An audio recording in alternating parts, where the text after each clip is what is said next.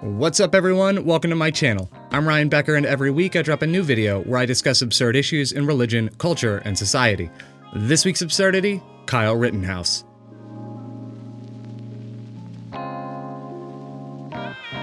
You're probably expecting me to either defend or attack Kyle Rittenhouse here, but I'm actually not here to do that. His actions condemn themselves, and there are enough videos that explain that fact well enough. Instead, let's start by talking about a video that went viral about 5 years ago. The YouTube channel Willie Upchuck posted a video in 2015 that asked and answered a simple question. Is there any difference in America in how an open-carrying white guy is treated versus an open-carrying black guy? Take a look for yourself. I'm audio recording as well. Yes, sir. How you doing, sir? Hey. Howdy. Can I see your IDs? No, sir. No. Why not? You guys don't have to. I'm not doing any crime. Okay. Any particular reason why you're carrying the AR especially around at this point? I'm just exercising my I right. understand that, but is there a reason why you're doing it? Just want to walk.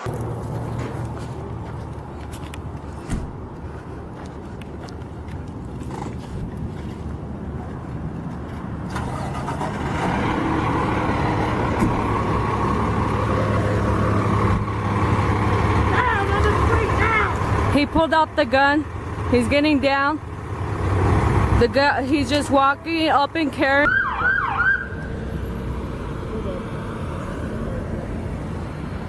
I do not consent to any search and seizure of my property. We're just gonna ask you. Is this weapon real or is it It's an AR-15. I'm not. They're taking his weapon. I do not consent to any seizure. I will not. He did nothing illegal. He's open carrying.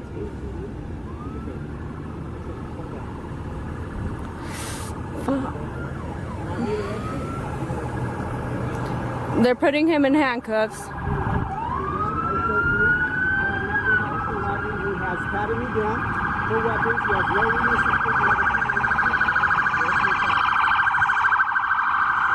That video made waves because it demonstrated something important. The white man was treated calmly, with the cop preventing escalation from the moment that he got out of the car. It was a reasonable conversation with a police officer. In contrast, the black guy is swarmed by police, lays down flat with his ID out and hands showing out in the open, and he is put in cuffs. The situation is escalated before it even begins. It showed a huge difference in how they were treated. One individual was treated like a citizen who could potentially be a criminal, and the other is treated like a criminal who just happens to be a citizen. Maybe you think this is fake, or maybe the whole video was proven to be faked and I missed that memo. But that doesn't really matter anymore, because at this point, we have plenty of real-world, unfaked evidence that demonstrates the very same conclusion that video came to. Shortly after the altercation that led to Kyle shooting 3 people and killing 2, as he retreated from the crowd, he walked by police as protesters shouted to them that he had a gun and that he had shot 3 people. Police did not even attempt to stop him from leaving. After this, Kyle makes a phone call, which many asserted was him calling 911 and turning himself into police. But in reality, he called his friend to tell him he had just shot someone. That could have been bragging, or it may have been fear and adrenaline mixed with confusion on what to do next. That moment, when Kyle walked by police, regardless of how concrete you think the self-defense case is, proves the very core of the Black Lives Matter stance. If you are white, there is a much greater chance of you being treated with assumed innocence, but if you are black, you are at a higher risk of being treated like a criminal. Kyle Rittenhouse is illegally open carrying a firearm in Wisconsin. And it's not like he had a full beard or anything that would even make him look overage. So regardless of the shooting, the fact that no one checked that is also a problem. But even if Kyle was completely innocent, police should have at least stopped him to check everything out, as the crowd was doing all they could to notify police of what had just transpired. When 2 people get into a car accident, if one person flees, regardless of fault, it's considered a hit and run. You could have been the one hit by someone, but if you flee, you're guilty of a hit and run, which, if anyone was injured in the other car, can land you with a felony. Yet here, Kyle was involved in a situation where people died as a result of his trigger pulls. and he left and went home instead of staying at the scene and letting the investigation take place. The kid, being held up as a patriot by many conservatives, fled home even when he was safe behind police lines. Yet, police shot Jacob Blake because they feared he was going to grab a knife. Police shot Tamir Rice, who was simply holding and playing with a toy gun. Police shot Philando Castile in front of his family, even after he told them that he had a permit and was carrying, and he presented no threat to them.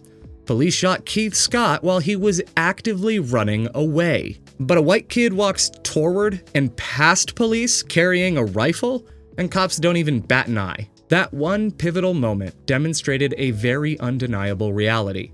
There is a major difference in how black people and how white people are treated by police. I'm not even trying to argue a personal opinion.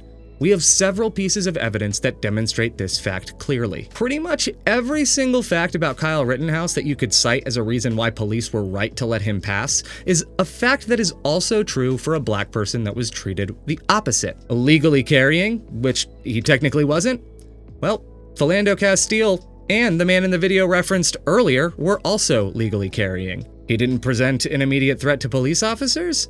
Neither did Tamir Rice, Breonna Taylor, Keith Scott, Philando Castile, George Floyd, and so many others. Oh, well, Kyle was a child? Yeah, so was Tamir Rice. If you are only focused on the legal issues surrounding the events of the night, your focus is too narrowed. Yes, all of that needs to be worked out, and I'm not invalidating or outright dismissing it entirely. I'm trying to call attention to a clear example of what protesters are, well, protesting. Look, even if you still disagree and you want to bring up any of the usual statistics that more white people are shot by police when not accounting for population ratios, or maybe you want to reference moments in the last 10 years where white people have been unjustly killed by police, and you're welcome to. Go right ahead. Here's the thing.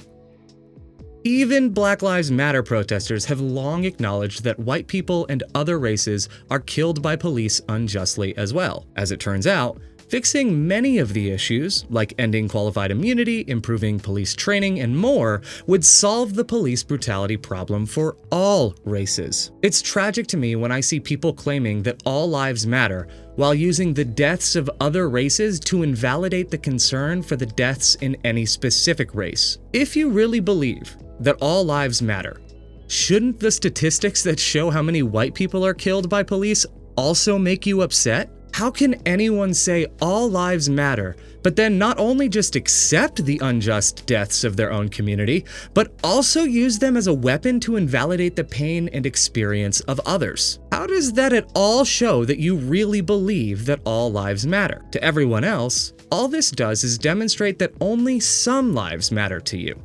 And the ones that do certainly are not the lost lives of those that you cite to prove a point.